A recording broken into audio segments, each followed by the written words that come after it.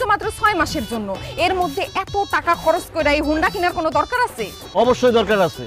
আমি মতিন সৌদির রাজা বাচ্চার সাথে আমার উঠা বসা, আর আমি গ্রামে এসে হাইটা রিক্সায় করে এদিক সেদিক যাবো, এটা কি আমার সাথে যায়?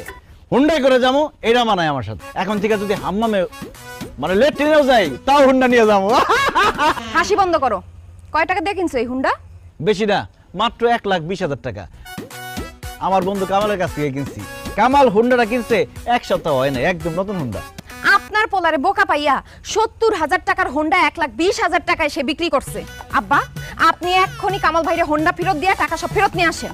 মুস্তাহিল, হ্যাঁ? মানে অসম্ভব। আমি যে হুন্ডা কিনছি এটা তো আমি জীবনে ফেরত দিব না।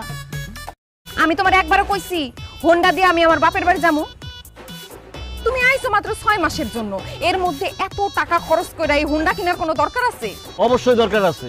আমি মতিন সৌদির রাজা বাচ্চার সাথে আমার উঠা বসা, আর আমি গ্রামে এসে হাইটা রিক্সায় করে এদিক সেদিক